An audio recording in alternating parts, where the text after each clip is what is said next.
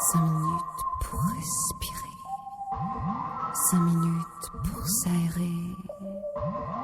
5 minutes contre la pression qui monte.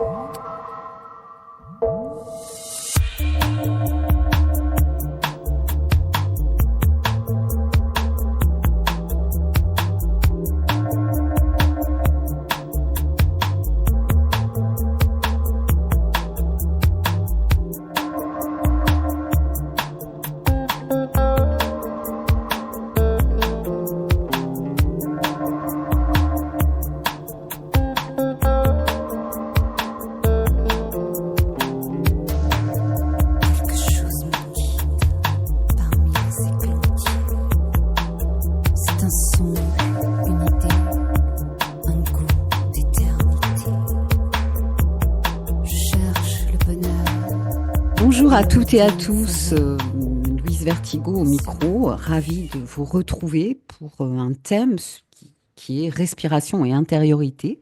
Je rencontre aujourd'hui Stéphane Schillinger à l'occasion de la sortie de Dialogue avec le maître intérieur aux éditions Guy Trédaniel.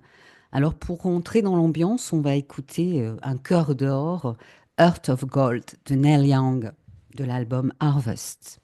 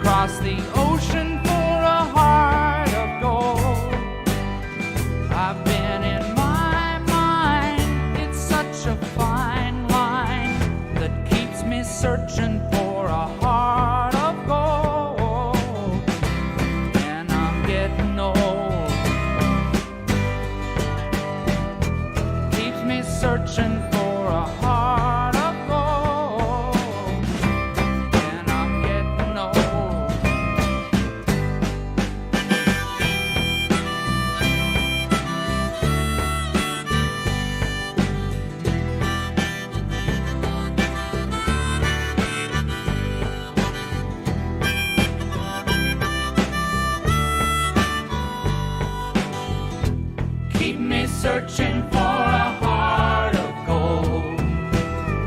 You keep me searching and I'm growing old. Keep me searching for a heart of gold. I've been a miner for a heart of gold.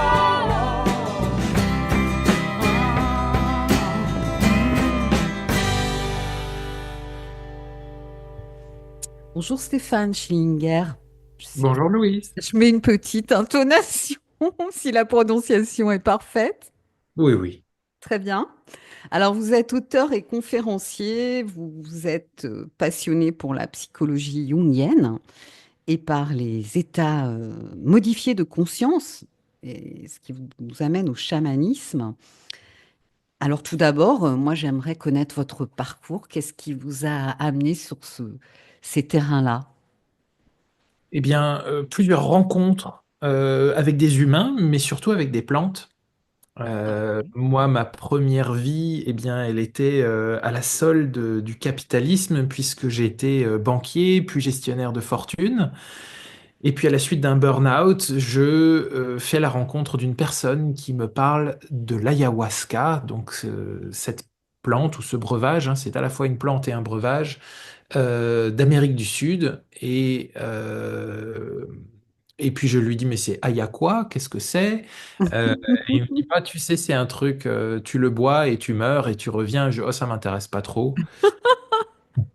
Et du coup, quelques années plus tard, je décide, à la suite d'un burn-out, de faire cette expérience qui est soi-disant révélatrice, thérapeutique. Alors, je pense qu'il est important ici de dire dans l'émission que euh, en France, c'est interdit.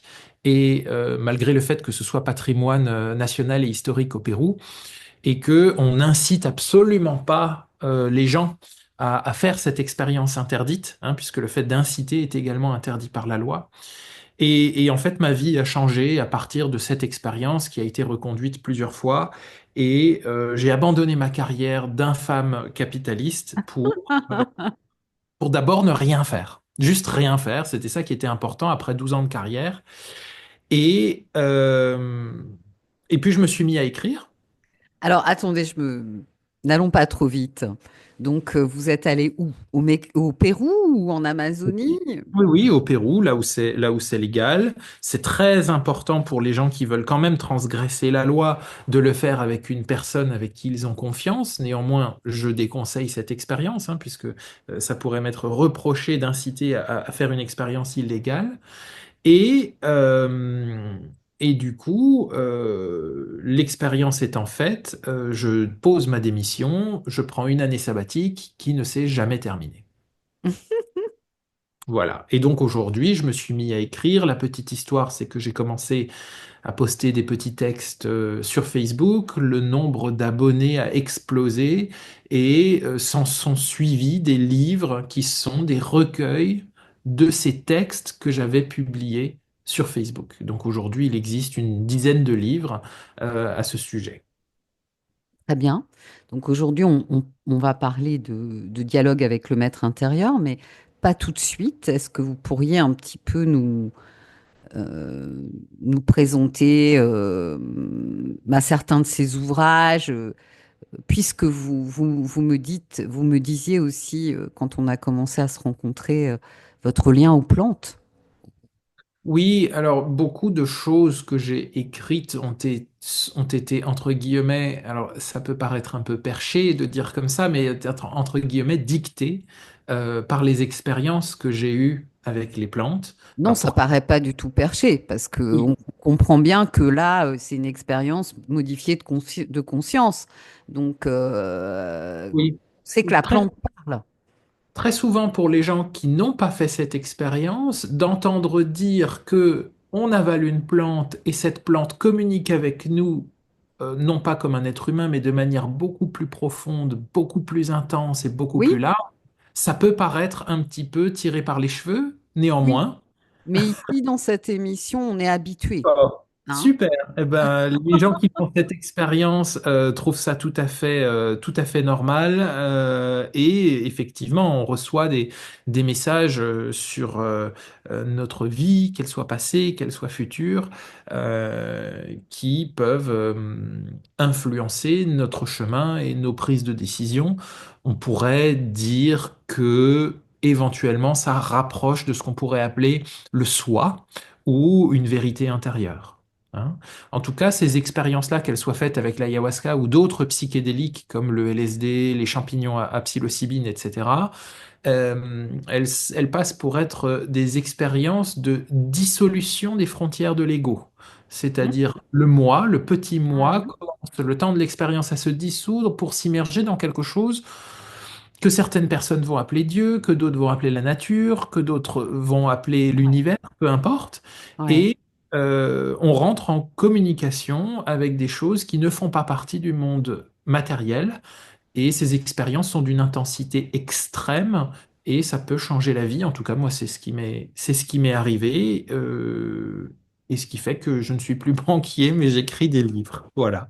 Ouais, bien sûr. Est-ce que donc vous avez expérimenté aussi le LSD par exemple? Oui, bien sûr, ça fait partie des psychédéliques. Alors aujourd'hui, c'est pour la plupart des gens, dès qu'on parle de LSD, de champignons, de MDMA, de kétamine, ce sont des noms qui sonnent avec une mauvaise réputation, puisque Mhm. ce sont des substances qui ont très longtemps été utilisées depuis depuis leur interdiction dans les années 70, dans un cadre festif. Or, depuis une dizaine d'années, on a des centaines et des centaines d'études scientifiques et médicales qui démontrent les vertus thérapeutiques de ces substances-là. Alors, je le répète encore une fois, nous n'incitons absolument à rien et ces substances-là ne sont pas pour tout le monde, elles sont déconseillées dans certains cas.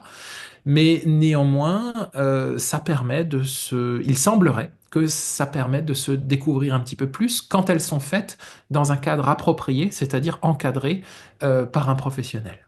Oui, je crois qu'aujourd'hui on soigne certaines choses avec des microdoses. Pas seulement des microdoses, mais les études portent essentiellement sur la dépression, Oui, euh, l'anxiété de fin de vie, les addictions, les troubles obsessionnels compulsifs. Il y a plus dans le d'une domaine médical. C'est dans le Oui, domaine plus d'une médical. centaine médicale et psychiatrique, puisque on se rend compte, on commence à se rendre compte que l'efficacité serait, mais j'emploie le conditionnel, supérieure aux antidépresseurs, et que la particularité entre les antidépresseurs et les psychédéliques, c'est que les antidépresseurs, il faut les prendre tous les jours, les psychédéliques, ce serait des prises beaucoup plus rares, voire dans certains cas uniques.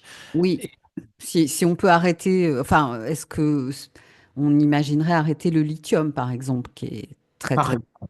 Donc tout ça, ces grands constats sont aujourd'hui plus dans les mains du paradigme médical et scientifique, puisque des études sont en cours. La France est très en retard sur ses voisins. Mhm. Et voilà où on en est aujourd'hui. Mais ce qui est intéressant, c'est que là, quand on parle de LSD ou de kétamine ou de MDMA, ce sont des substances qui peuvent être un peu récentes dans l'histoire. Et ces substances dites psychédéliques, c'est-à-dire qui vont nous faire vivre quelque chose qui nous dépasse, de transcendant ou de spirituel, sont utilisées depuis des milliers, sinon des dizaines de milliers d'années. Et j'ai d'ailleurs écrit un livre qui s'appelle La sagesse interdite, qui parle de l'utilisation de ces substances dans toutes les religions.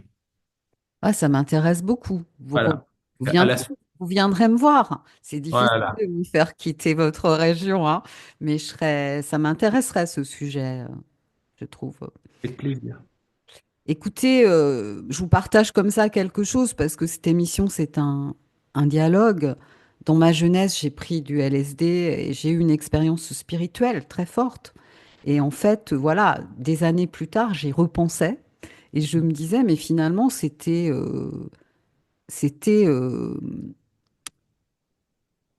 j'ai- voilà, j'ai réalisé que c'était une expérience spirituelle à considérer, Ouais. vraiment, Ouais. comme, voilà. Il est important de préciser que la nature de l'expérience qu'on va vivre va dépendre de ce qu'on appelle le set and setting, c'est-à-dire comment moi je me sens dans l'expérience et dans quel contexte je le fais. Ouais, Et cet environnement dans lequel et ces conditions dans lesquelles ces expériences illégales, je le répète, sont faites, vont en très grande partie en déterminer le caractère agréable ou désagréable. je comprends bien. Donc là, il est évident qu'on va rechercher, pour avoir une expérience, comment dire, ou médicale ou spirituelle, des conditions, qui ne sont pas des conditions festives. Absolument. Je crois que c'est très important de distinguer, comme vous le faites. Alors Stéphane, avant de vous demander, vous allez peut-être y réfléchir durant la pause musicale, qu'est-ce qui vous a conduit à écrire ce livre? On va écouter une version que j'adore du groupe Roseau qui est une reprise du Walking on the Moon, Fit Hello Black.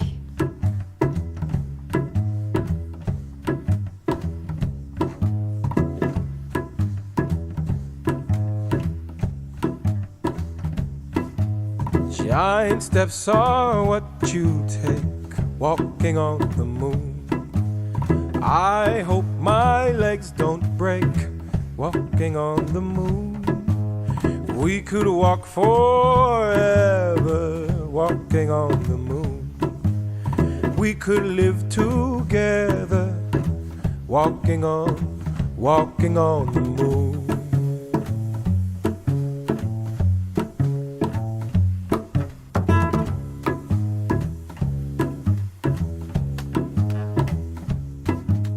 Walking back from your house, walking on the moon. Walking back from your house, walking on the moon. Feet they hardly touch the ground, walking on the moon. My feet don't hardly make no sound, walking on the moon.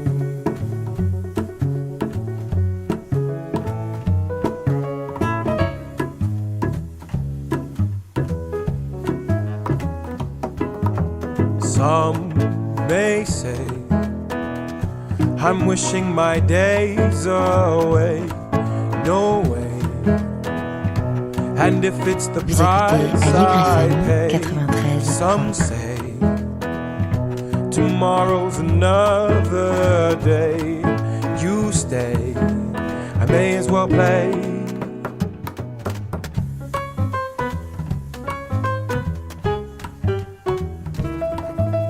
Giant steps are what you take walking on the moon. I hope my legs don't break walking on the moon.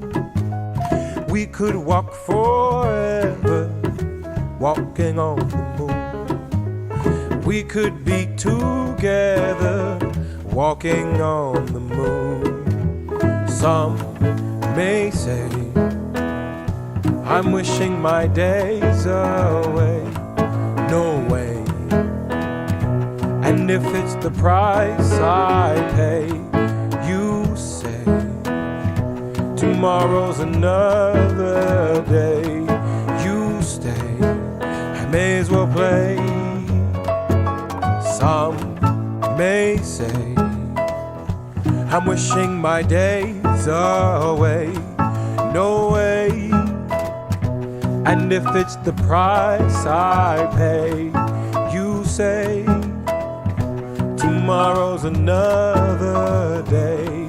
You stay, I may as well play.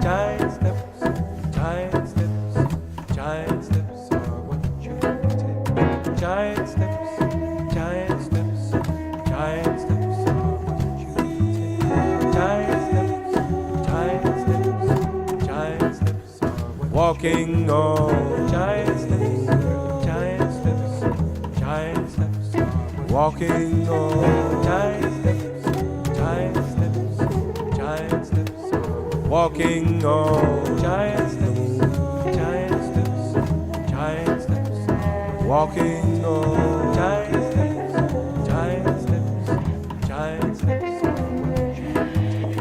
giant, giant steps, giant steps, giant steps, giant steps, giant steps, giant steps,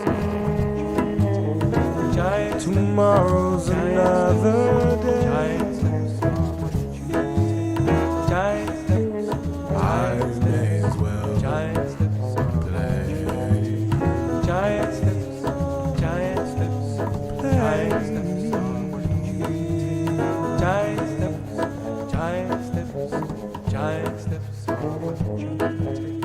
giant steps, giant steps, giant steps, giant steps are what you take. Vous êtes dans Respiration. Je suis aujourd'hui en compagnie de Stéphane Schillinger à l'occasion de la sortie de Dialogue avec le maître intérieur. chez Très Daniel. Alors, pratiquante du zen, je suis convaincue qu'il y a un maître intérieur. C'est pourquoi je vous ai invité. Alors, qu'est-ce qui vous a conduit à écrire ce livre après ces autres publications? Eh Euh, bien, ce livre, en voilà. fait,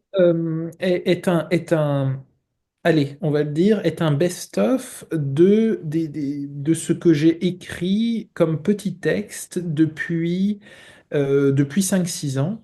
Et on regardait avec mon éditeur quels étaient les textes qui avaient remporté le plus de, de partage sur les réseaux sociaux. Et il y a certains textes qui ont été lus plus d'1 million de fois.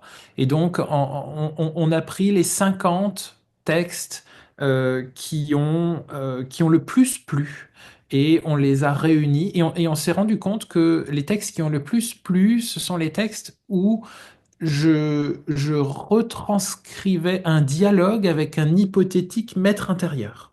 Et donc, puisque vous parlez de ce maître intérieur à travers le zen que je connais aussi un petit peu, euh, il y aurait en nous, quand on fait suffisamment de place, c'est-à-dire notamment par le silence et la respiration, euh, quelque chose qui émerge. Et alors après, l'ego va essayer de mettre plein de mots sur ce quelque chose, hein. On va l'appeler Dieu, on va l'appeler les anges, on va l'appeler les guides, et tout ce qui est à la mode.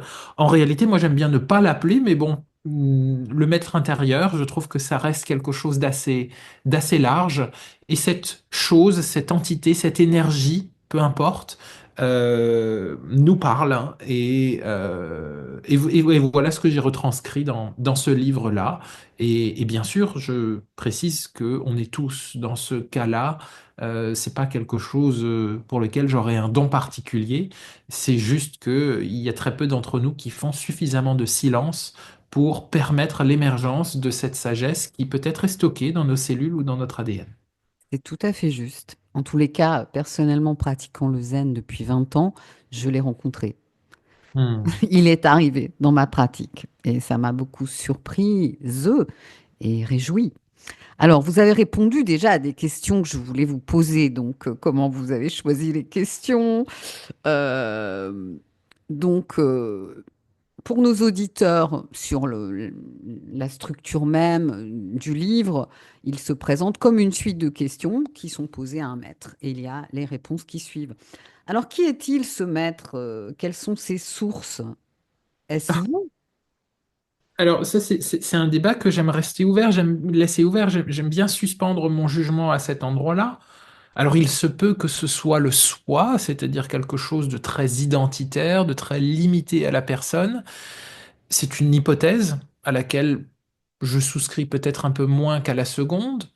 Euh, et en fait, il semblerait, si on se penche un peu sur cette hypothèse-là, que lorsqu'il y a, appelons ça, une forme de privation sensorielle, c'est-à-dire on ferme les yeux, on ne bouge plus, on garde la colonne bien droite, on se concentre sur sa respiration ou sur le silence, ou peu importe, on laisse faire tout simplement, il se peut que cette structure qui nous dirige au quotidien et qu'on appelle l'ego ou le moi, donc qui est rempli d'attachement, hein, passe en arrière-plan et que quelque chose de tout aussi biographique, mais empreint de sagesse, puisqu'il n'est pas déformé par cet ego dont la fonction est de nous défendre, donc il est moins dans une structure défensive, eh bien, Ouais. il semblerait que quelque chose soit libéré des contraintes de cet ego et qu'une part de nous puisse s'exprimer avec davantage de sagesse, de profondeur, de relativisme. Ça, c'est la première hypothèse. Et puis la deuxième hypothèse, c'est que on ouvrirait simplement nos canaux de perception à quelque chose de transcendant, c'est-à-dire quelque chose qui nous dépasse. Et puis là, il y a plein de concepts qui viennent rentrer à l'intérieur, et certaines personnes vont dire, bah, c'est mes guides, c'est mes anges, c'est des extraterrestres, c'est Dieu, ce sont des défunts. Euh, En réalité, je ne suis pas certain que ces entités soient identifiables. Moi, j'aime bien penser à l'idée d'un grand tout, à l'idée d'une base de données à l'idée d'un inconscient collectif. C'est Teilhard de Chardin qui parlait de la noosphère, Jung qui a popularisé le concept d'inconscient collectif, qui serait un petit peu comme une soupe d'informations à laquelle on pourrait se brancher si on fait suffisamment de silence. Alors, dans le zen, en fait, on appelle ça le mental, mais là, je vous pose la question, euh, c'est vous qui vous exprimez, en fait, c'est vous qui écrivez. Oui, Donc, les questions n'ont pas été posées par des gens non. qui vous suivaient, hein, c'est vous qui avez... Oui, oui, c'est mes Ouais, problèmes. alors, comment les choses, comment ça s'est passé? Il me semble que ce que vous me dites, c'est que vos sources sont plurielles, en fait. Est-ce que je peux le comprendre comme ça? Elles sont inconnues. Je n'en sais rien et il y a quelque chose en moi qui refuse de les enfermer dans une case C'est pour, bien. pour éviter de tomber dans la surinterprétation, etc. Euh, Ma source, c'est ce qui est. C'est ce qui émerge et je ne cherche pas à la nommer, c'est juste que des informations remontent et après, à moi de les traduire par écrit sous la forme intelligible de petits dialogues. D'accord, Stéphane. Mais comment ça se passe, ces remontées? Est-ce que c'est, comment dire, le fruit, vous faites des voyages avec les plantes, par exemple, et tout ça vous fait que même après ces voyages, vous êtes modifié et en mesure de capter. Enfin, j'essaye de comprendre. Oui, alors on peut le voir comme ça, c'est-à-dire que j'ai pu faire des voyages avec des psychédéliques qui m'ont permis d'avoir une perception des choses ou de recevoir une perception plus globale et plus profonde. Ça, c'est une partie de certains textes ont pu être écrits sous ces influences-là. Mhm. Euh, D'autres textes sont issus simplement de méditation, c'est-à-dire si par exemple il y a un sujet qui me travaille, alors le livre traite de plusieurs sujets qui sont assez universels, hein, le rejet, l'abandon, la rupture Oui. amoureuse, le deuil, l'attachement, plein de sujets comme ça, la notion de masque, la notion de projection, la notion de transfert. Eh bien, dans une méditation, il est possible, par exemple, de poser une question et de laisser émerger ce que j'aime appeler une information. Et donc, moi, ce que je reçois, ce ne sont pas les dialogues tels que je les transcris, ce sont plus des informations. Et l'idée, dans le cheminement de chaque personne, à un moment, on rencontre la limite du mental et la limite du verbal. Et dans le champ de la psychologie, par exemple, on on oppose ou on met côte à côte euh, la, une approche qui est strictement par la parole, donc une approche un peu ancienne et datée qui est la psychanalyse, et les approches un peu plus modernes qui sont psychocorporelles, c'est-à-dire qui Ouais. impliquent le corps. Et là, l'idée que j'ai, hein, qui me poursuit depuis plus d'une dizaine d'années, et c'est le cas aussi avec les psychédéliques, c'est davantage du corporel que du mental, c'est-à-dire c'est la circulation d'informations mais qui ne passe pas par le mental. Moi, j'aime bien parler, ça peut faire sourire, mais j'aime bien parler de téléchargement. C'est, C'est une c'est, bonne image. oui, c'est quelque chose qu'il m'appartient après de transmettre et de transcrire sous forme de texte pour que ce soit reçu par le mental d'une autre personne qui en fera éventuellement quelque chose. En tout cas, c'est ce qui semble se passer avec le nombre de lecteurs. Mais, euh, mais l'idée étant de laisser venir quelque chose qu'on pourrait appeler une sagesse et que là, pour le Mhm. cas du livre, j'ai appelé le maître intérieur. Ce que j'ai envie vraiment, vraiment de préciser, c'est que tout le monde peut le faire. Oui. Hein.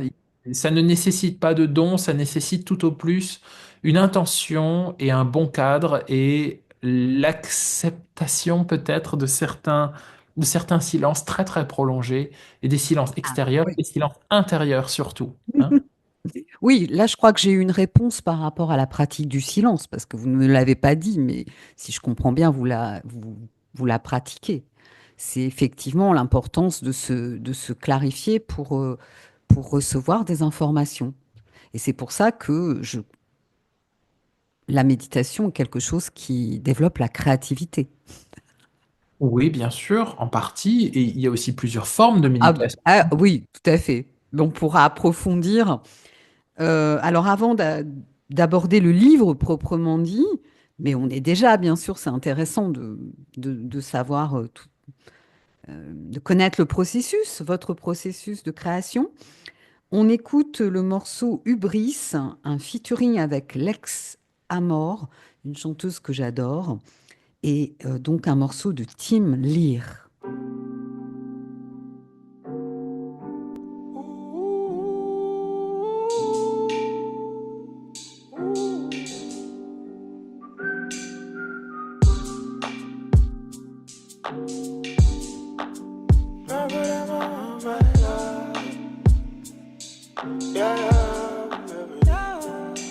Charm life.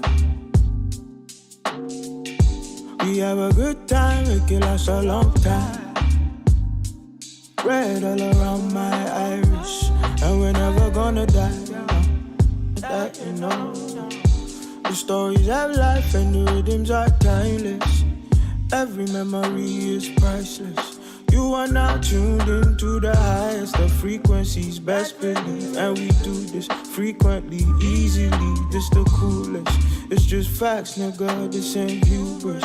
It's that gold level, just like Kubrick. You kinda hate because you can't do this. Now I open up your mouth to talk foolish. But at this level, we transcend the bullshit. The hitters are clueless. Wow. Cause no way I don't cause problem. Now for them I want my love. Dirty girl I wanna fall around me. It's around me and we pause. No time for no discussion. Know me I fi give you concussion. Fire is a light all around me. You can't touch me. I bet I laugh on the last day. Please, Papa, nice story. I know it's best I wait, but me, I can't put a nitrate in. Testy life, try to pull me down. Not today, I say. There ain't a thing I would've changed there. Not today, baby, pour it out. Drop me out, yeah. I've been thinking about it. I know if I get lit, I know could carry myself. Keep a bridge by the edge of me. Nighttime, B, I'm trying to pattern my outs, myself, baby. No way I don't cause problem. Now for them I want my love. Dirty girl I wanna fall around me. It's around me and we pause. No time for no discussion. Know me I fi give you concussion. Fire is a light all around me. You can't touch me and we now for them I want my love. Yeah, baby. No.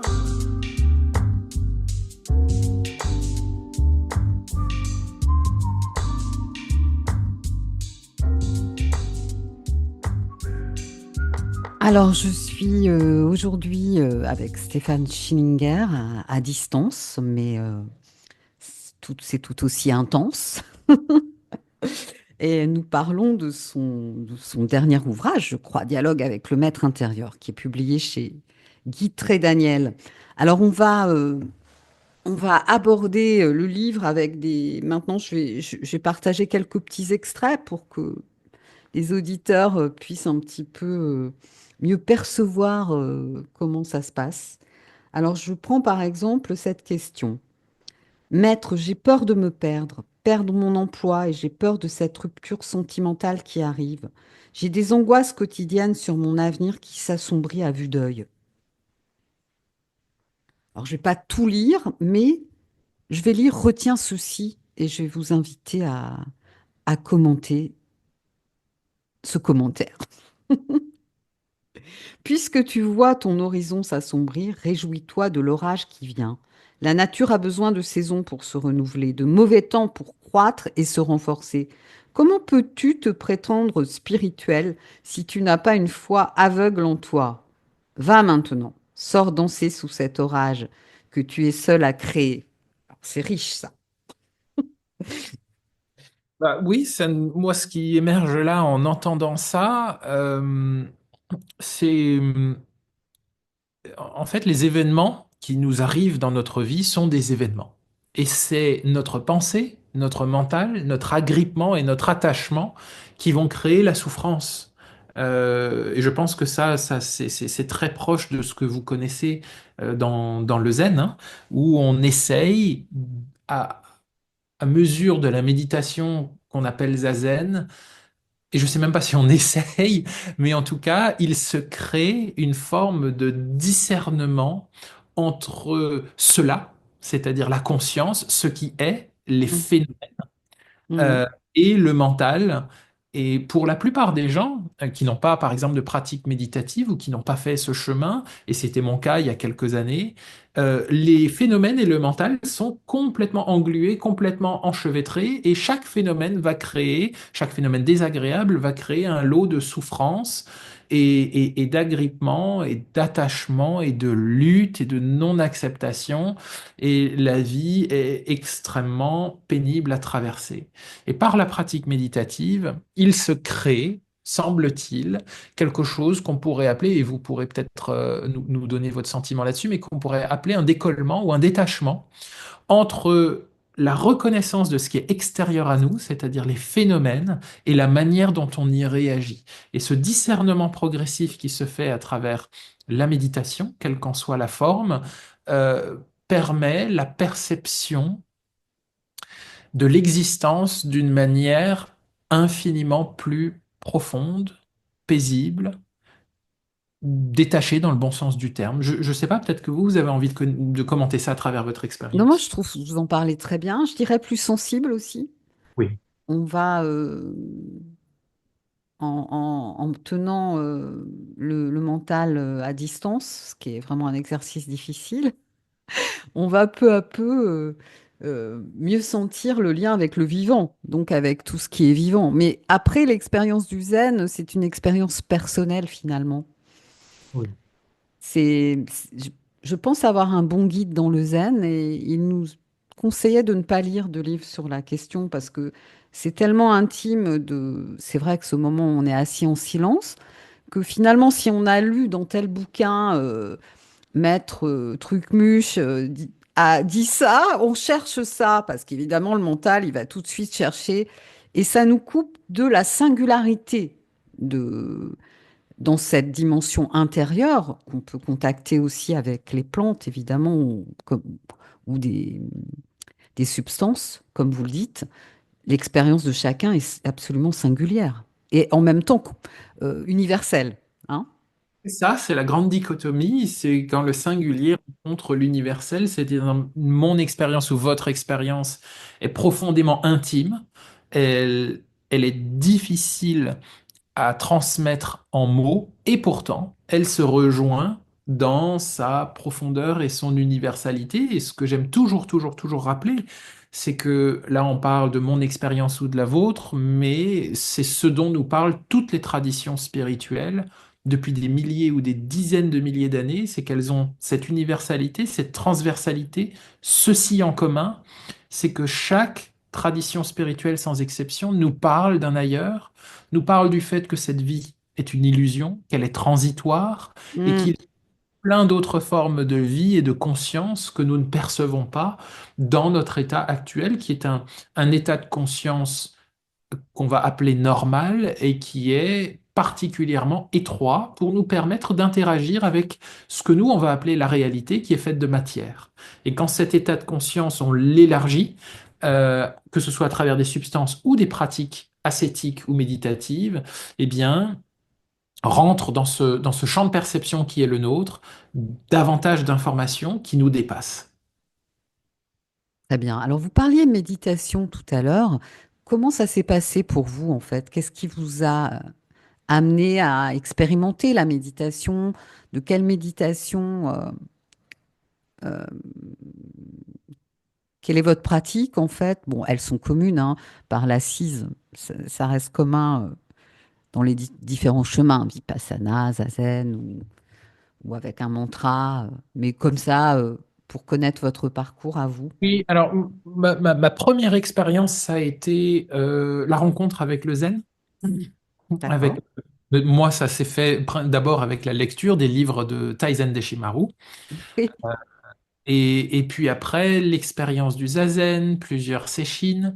Euh, et puis après, j'ai découvert, alors c'est un petit peu moins connu en Europe, mais c'est les écrits de Robert Monroe qui propose une méthode. Maintenant, il existe l'Institut Monroe, donc c'est quelque chose Mhm. qui est connu aux États-Unis, une méthode pour sortir de son corps, c'est-à-dire pour se rendre compte que bah, j'ai un corps, c'est-à-dire un véhicule biologique qui est fait de chair et d'os, et il y a une conscience, et on prend conscience avec ces méthodes-là que la conscience ne se situe pas dans le corps, c'est-à-dire Mhm. qu'elle peut sortir et qu'elle peut voyager.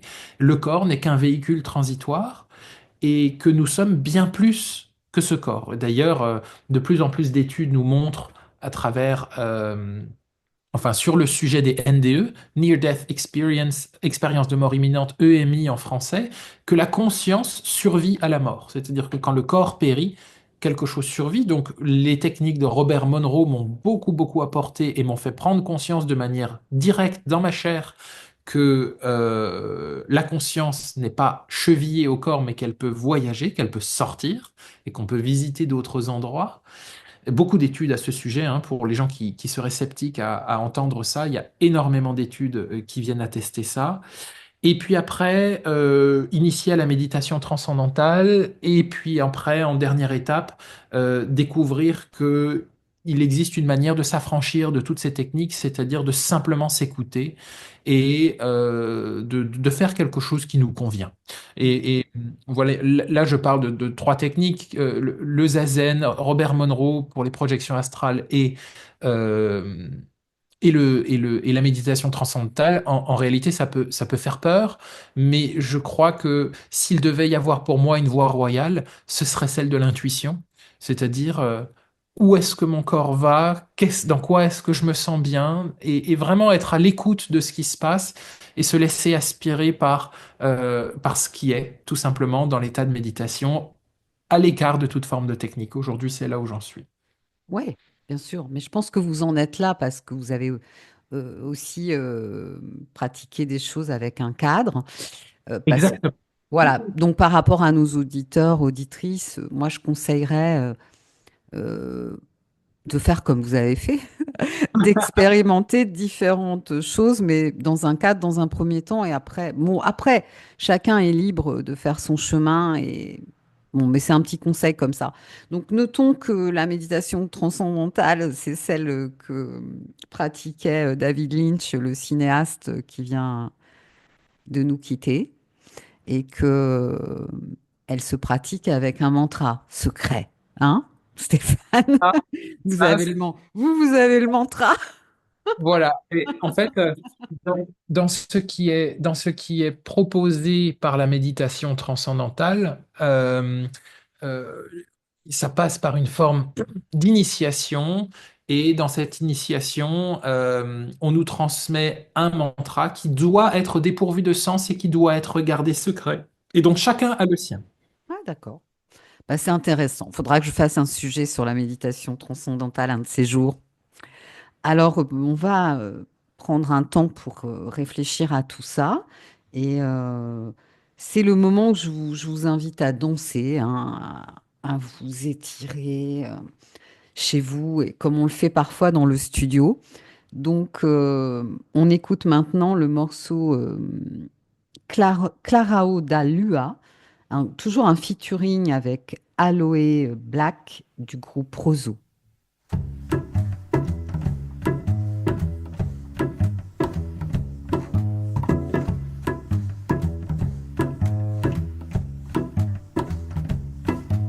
Giant steps are what you take walking on the moon.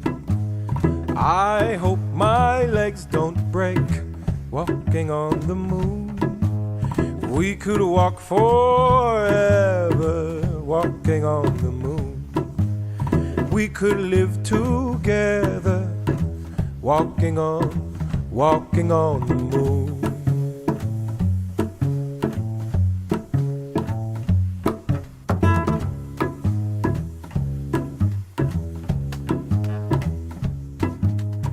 Walking back from your house, walking on the moon.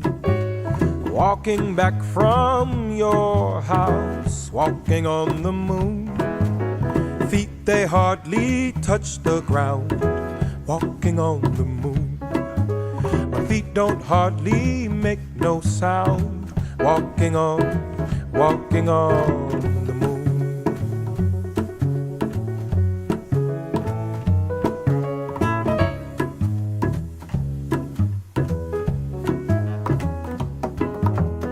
Some may say I'm wishing my days away. No way. And if it's the price I pay, some say tomorrow's another day. You stay, I may as well play.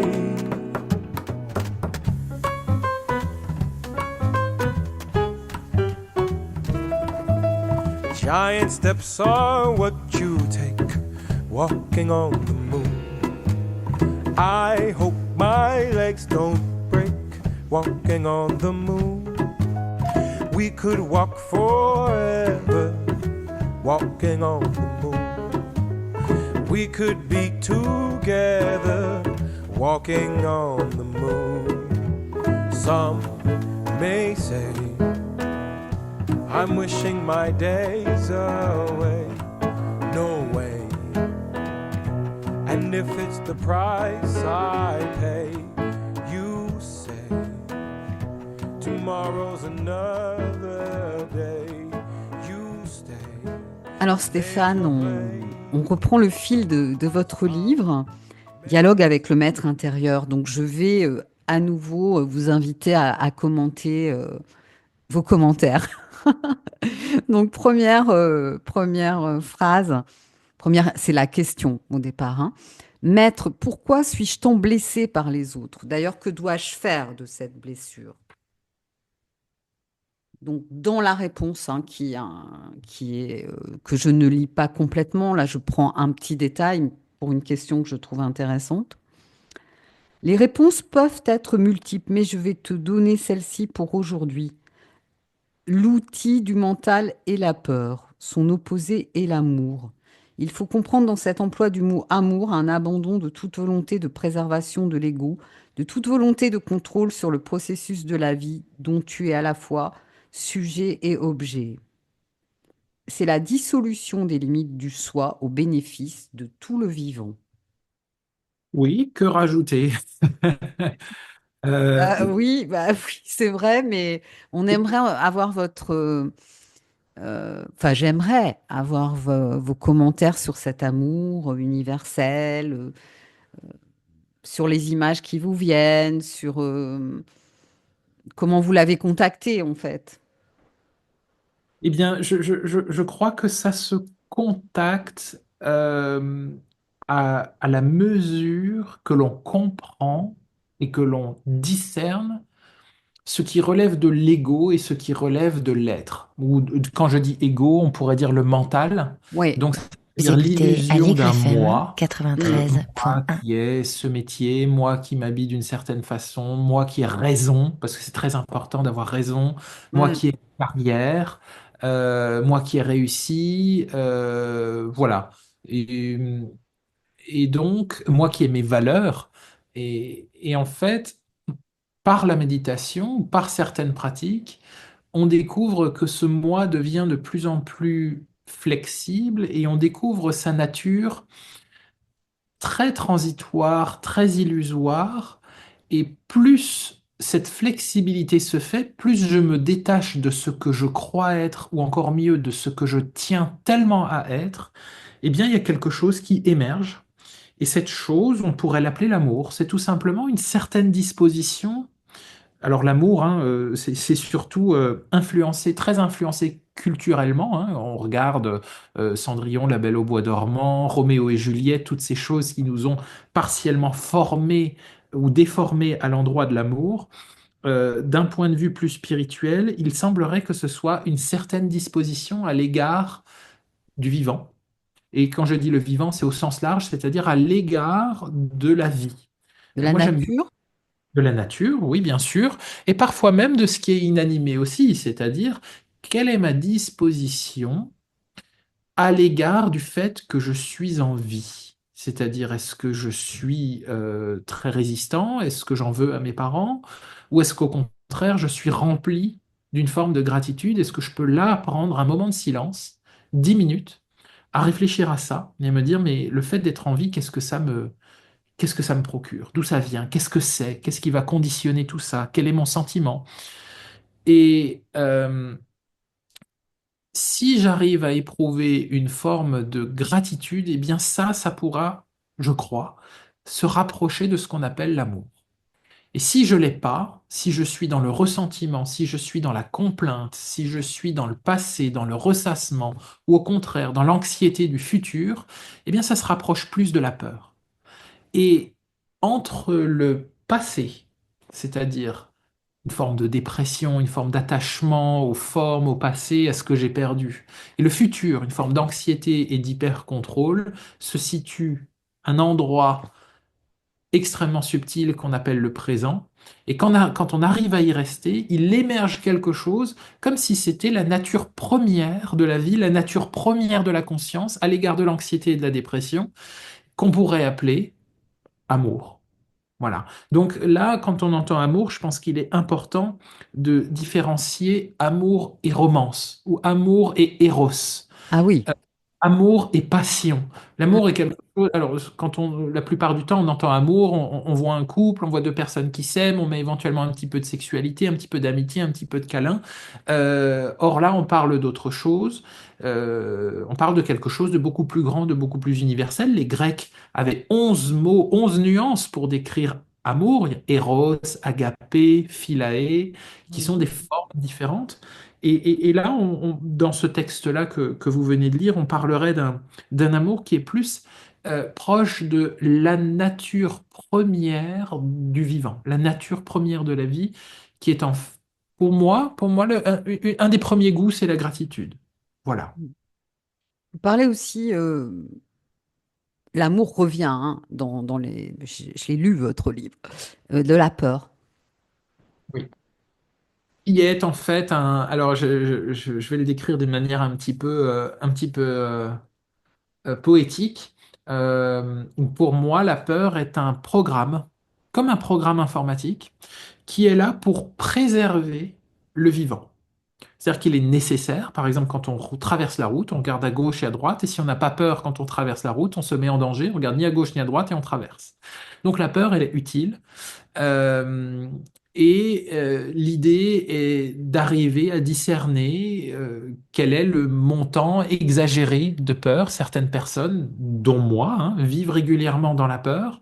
C'est-à-dire que notre histoire d'enfance peut avoir généré des comportements qu'on appelle traumatiques. Une insécurité, une négligence dans l'enfance peut nous faire devenir des hypervigilants, des hyper peureux, des hyper contrôlants. Et du coup, ce programme utile de préservation du vivant ou des intérêts du vivant, qui est la peur, se trouve suremployé. Et en général, on assiste à un déplacement de la personnalité de l'être vers le mental, c'est-à-dire de quelque chose de très spontané dans l'amour vers quelque chose qui est vraiment très intellectualisé, avec une coupure des émotions. Mhm. Les émotions sont aussi, je pense, un marqueur très intéressant. Beaucoup de personnes, et c'est notre société et notre culture capitaliste qui veut un peu ça, c'est que les émotions, il faut les réprimer. Dans le monde professionnel, par exemple, c'est pas quelque chose qui est franchement bienvenu. Et donc cette répression d'émotions avec l'outil fantastique qui est le mental donne lieu à une société où le mental est survalorisé, où la Mm. cérébralité est survalorisée par rapport à la sagesse du corps et à une dimension qui est plus spirituelle et plus tournée vers l'amour que vers la peur. Ouais, c'est vrai. Et donc, bon, on arrive un peu à la fin de l'émission. J'aimerais beaucoup vous recevoir à nouveau pour parler de Jung ou d'un de vos ouvrages sur les plantes et les champignons. Avec plaisir. Très frustrée, comme souvent avec mes invités, parce que on se rend compte il y a tant à dire. Euh, Donc, je pense qu'on a bien rencontré ce maître intérieur avec vous. Enfin, ça donne envie de lire le livre. Et ça me fait penser dans la sagesse, en fait. Vous savez, il y a souvent un moment où on doit se jeter dans le vide Oui, pour passer un niveau 1. Donc, je trouve que c'est assez présent dans ce que vous racontez sur lâcher l'ego, lâcher le contrôle pour toucher une autre dimension. oui. On pourrait dire n'ayez pas peur.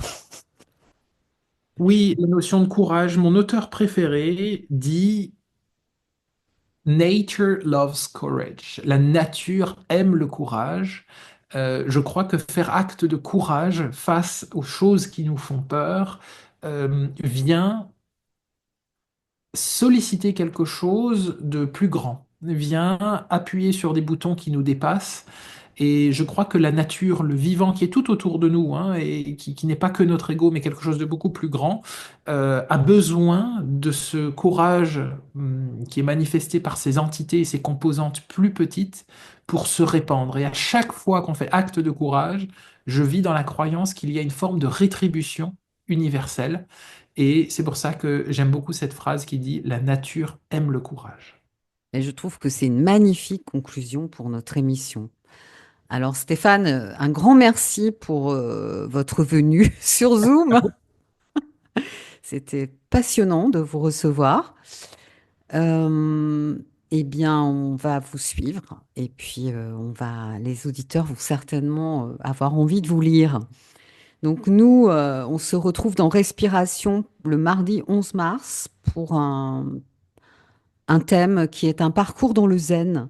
C'est une rencontre avec Philippe Ryu Copé et Blanche Guel, qui est sa traductrice. C'est le saxophoniste Gregor Storff pour la présentation d'un événement autour de la parution du livre de ce maître zen, Philippe Copé, un livre qui s'appelle Vertu sauvage, publié aux éditions de l'Éveil. D'ici là, je vous souhaite de délicieux moments. Et puis, c'est le printemps en médecine chinoise. Alors, c'est parti, tout va refleurir. À bientôt. Merci, à bientôt.